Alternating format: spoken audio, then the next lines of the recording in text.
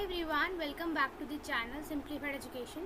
So many of you were asking me to make a video that हमें allocation के बाद क्या क्या करना होता है. So I'll try to explain this in a very short manner. So watch the video till the end. And अगर video अच्छी लगी तो वीडियो को लाइक, चैनल को सब्सक्राइब कर देना. ठीक है, लेट्स स्टार्ट. ओके, सबसे पहले 16 अगस्त को शाम 5 बजे आपकी एलोकेशन आ जाएगी.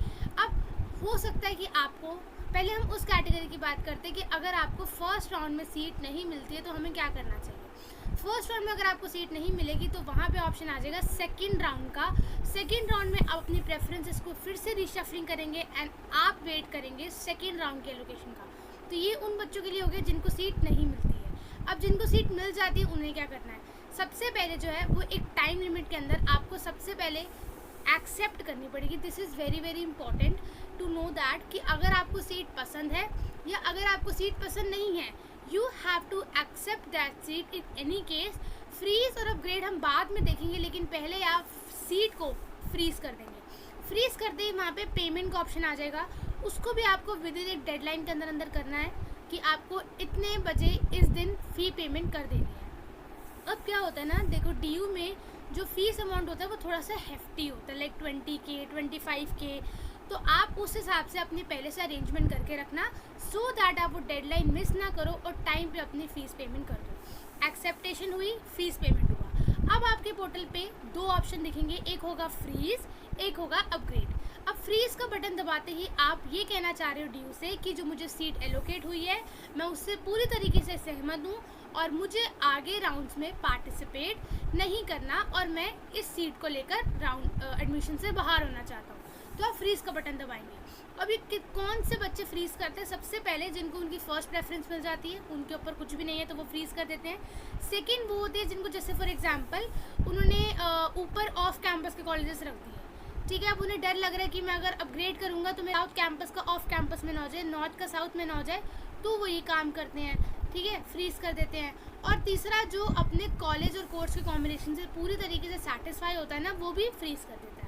अब हम बात करते हैं सेकंड कैटेगरी के बच्चों की जिनको अपग्रेड करना है, जिनको उनकी सीट पसंद नहीं है. अब डीयू की जो एडमिशन डीन है उन्होंने ये कहा था अपने इंटरव्यू में कि हम बच्चों को मौका देंगे कि जो उन्हें सीट मिली है वो उससे ऊपर वाले कॉलेजेस में अपग्रेड कर सकते हैं. उनका ऊपर वाले कॉलेजेस में अपग्रेड हो जाएगा, जो नीचे वाले थे वो ऑटोमेटिकली कैंसिल हो जाएंगे, आप उसमें नहीं जा सकते. फॉर एग्जाम्पल मैंने फर्स्ट टू 50 प्रेफरेंसेस भरी और मुझे उसमें से 35th प्रेफरेंस मिल गई. तो 35th से लेकर जो मेरी 50 वाली है ना, वो नीचे वाली सारी कैंसिल हो जाएंगी और अब अपग्रेड करने पर मेरे को ऊपर की 35 फर्स्ट टू 35 वाले प्रेफरेंसेस में से कोई एक प्रेफरेंसेस एलोकेट हो जाएगी. अब ज़रूरी नहीं है कि अपग्रेड हो ही हो, कभी कभी अपग्रेड नहीं भी होता. और अगर अपग्रेड नहीं होता तो आपके पास आपकी पुरानी सीट रहेगी, उसमें आपको डरने की ज़रूरत नहीं है. एंड न्यू रूल एक कहा गया है डीन एडमिशन डीन के द्वारा कि आपके जो ऊपर वाली प्रेफरेंसेस है आपको उनको भी रीशफलिंग करने का ऑर्डर मिलेगा, जो कि लास्ट ईयर नहीं था. ठीक है, अब आपने समझो सीट को अपग्रेड कर दिया. ठीक है, लेकिन जो आपका फर्स्ट कॉलेज आपको मिला है उसमें आपके डॉक्यूमेंट्स ऑनलाइन वेरिफिकेशन के लिए चले जाएंगे. अब क्यों चले जाएंगे, क्योंकि वहाँ हमने सीट एक्सेप्ट कर ली, वहाँ हमने फ़ी पेमेंट कर दी, तो वो कॉलेज अपने डॉक्यूमेंट्स प्रोसीजर शुरू कर देगा. तो जितने भी डॉक्यूमेंट्स आपने CS फेज़ 1 में अपलोड किए थे वो सारे के सारे जो है प्रोसेस होना स्टार्ट हो जाएंगे. उसके बाद एक क्वेरी सेक्शन आता है जहाँ पे आपकी क्वेरी रेज होती है. क्वेरी क्या होती है, कुछ भी हो सकती है, मेरी भी हुई थी. क्वेरी मतलब बोल देंगे कि आपकी 10 की मार्कशीट ब्लर है, आप इसको दोबारा खींच के भेजो, या आपकी मार्कशीट ये वाली सही नहीं है, दूसरी खींच के भेजो, या फिर आपका जो सर्टिफिकेट था, जो आपका कास्ट सर्टिफिकेट है वो एक्सपायर हो चुका है, तो अगर आपके पास नया है तो वो भेजो. तो एक टाइम पे आपको वो टाइम दे देते हैं. जो क्वेरी सेक्शन होता है आपको उसको रेगुलर बेसिस पे चेक करना होता है. जहाँ पर भी क्वेरी आती है आपको उसको टाइम के अंदर रिस्पॉन्ड करना पड़ता है. टाइम से बाहर निकल गए तो कॉलेज वाले ना फॉर्म रिजेक्ट कर सकते हैं, तो इसका बात का ध्यान रखना आप. ठीक है, अब जिन बच्चों ने फ्रीज़ कर लिया उनकी फ़ी पेमेंट भी हो गई, उनके डॉक्यूमेंट्स वेरीफाई भी हो गए. अब वो जब कॉलेज जाना चाहते हैं तब से वो कॉलेज जाना स्टार्ट कर सकते हैं. 29 से उनके कॉलेज स्टार्ट है, वो 29 से कॉलेज जाना स्टार्ट कर सकते हैं.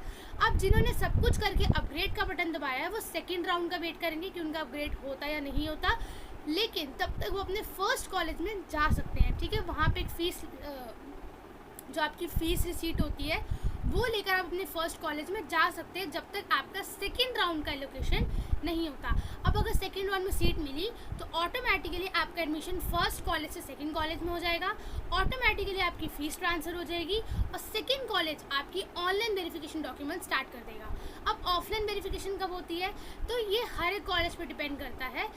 कोई होते हैं जो एकदम से वेरीफाई करने को बोल देते हैं, कोई 2-3 महीने बाद। तो अपने कॉलेज, जो आपको कॉलेज मिलता है ना, उस कॉलेज की आप जो है नोटिस चेक करते रहना कि कहीं कोई नोटिस ना आ जाए। ठीक है, ये इतना क्लियर हो गया। तो क्वेरी सेक्शन समझ में आ गया, विड्रॉ समझ में आ गया, विड्रॉ समझाती हूँ, अपग्रेड और फ्रीज समझ में आ गया। विड्रॉ का मतलब क्या होता है, फॉर एग्जांपल मैंने ड्यू में मेरा एडमिशन हो गया, लेकिन मुझे एक अच्छे कॉलेज में एक अच्छा कोर्स मिल गया फॉर एग्जांपल, तो मैं चाहती हूँ मुझे ड्यू में एडमिशन नहीं लेना, मुझे ये जो है मेरी सीट रख लो, मेरे पैसे मुझे वापस कर दो। तो आपके 1000 रुपये कटेंगे विड्रॉ फीस जो होती है, बाकी जो फीस होगी वो आपके सोर्स अकाउंट में वापस आ जाएगी 2-3 महीने तक। इसीलिए आप अपने बैंक डिटेल्स को बिल्कुल सही तरीके से भरेंगे और बिल्कुल भी गलती नहीं करेंगे। फ्रीज़ और अपग्रेड में अच्छे से देख के दबाना बटन। ऐसा नहीं है कि आपने पहले फ्रीज़ दबा दिया एंड आप कह रहे हो मुझे तो अपग्रेड करना था, तो फ्रीज़ वाला बटन दबाने के बाद आपको कोई चांस नहीं मिलेगा, आप उस सीट के साथ स्टक हो जाओगे। एंड अगर अपग्रेड कर दिया तो ये मत समझना कि अपग्रेड कर दी तो दोबारा फ्रीज़ कर सकते हो, हम दोबारा फ्रीज़ भी नहीं कर सकते। ठीक है, ये बात खत्म हो गई। अब हम बात करते हैं कि ऑफलाइन वेरिफिकेशन के लिए क्या क्या डॉक्यूमेंट ज़रूरी होते हैं। तो ज़्यादा कुछ नहीं, आपकी 10th की मार्कशीट, आपकी 12th की मार्कशीट, आपका CVT स्कोर कार्ड, आपका कास्ट सर्टिफिकेट या आपका मिनॉरिटी सर्टिफिकेट, ये सब जो है, और एक एंटी रैगिंग एफिडेविट अगर आपका कॉलेज मांगता है तो उसकी डिटेल वीडियो इस चैनल पर है, वो ज़रूर जाके देख लेना अगर रिक्वायरमेंट होगी कॉलेज की तो। ठीक है, तो पूरे स्टेप्स आपको समझ में आ गए। दोबारा से समराइज़ कर देती हूँ। कॉलेज मिलते ही आपको पहले एक्सेप्ट करना है, एक्सेप्ट करने के बाद फ़ी पेमेंट करनी है। ठीक है, फ़ी पेमेंट करने के बाद 2 ऑप्शन आएंगे, अपग्रेड या फ्रीज़। फ्रीज़ का मतलब कि हमको सीट पसंद है, हम इसके साथ जाना चाहते हैं, हमें और कुछ भी नहीं चाहिए। फ्रीज़ करो, डॉक्यूमेंट्स वेरीफाई होंगे, कॉलेज जाना स्टार्ट कर दो जब से शुरू है। अपग्रेड का बटन दबाया है तो जो प्रेफरेंस मिली है उसके ऊपर वाली कोई प्रेफरेंस इसमें से आपको अगले राउंड में कोई मिल सकती है। अपग्रेड अगर नहीं होता तो पुरानी सीट पे वापस जा सकते हो, अपग्रेड अगर हो जाता है तो पुरानी वाली सीट पे वापस नहीं जा सकते। कूल। सो आई होप आपको सारे डाउट्स क्लियर हो चुके होंगे। मुझे कमेंट सेक्शन में बता देना अगर और कोई डाउट होगा। बाकी जितने भी डॉक्यूमेंट्स मैंने बोले हैं, देखो हर एक कॉलेज का वेरी करता है, कोई एंटी रैगिंग मांगता है, कोई नहीं मांगता, कोई एक्स्ट्रा डॉक्यूमेंट मांगता है तो कोई नहीं मांगता। लेकिन 10th 12th की मार्कशीट ओरिजिनल, CVT का स्कोर कार्ड, फीस रिसीट, ठीक है, फीस रिसीट हो गई, साथ में आपका कास्ट सर्टिफिकेट, ये सब तो आप एक फ़ोल्डर में ज़रूर रख लेना। बाकी जो आपकी कॉलेज की रिक्वायरमेंट होगी वो आपको मैं धीरे धीरे बता दूँगी। Clear? So that's it for this video. All the very best for allocation. Hope आप सबको 16 को सीट मिल जाए।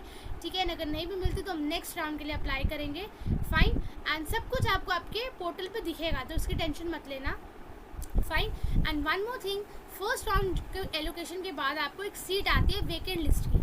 वो वेकेंट लिस्ट क्या है, कैसे है, वो कब आएगी, वो हम लाइव में डिस्कस कर लेंगे 16 को। So thank you so much. ज़रूर बताना वीडियो कैसी लगी, and let's meet on 16 5 PM. Thank you so much. Take care and bye bye.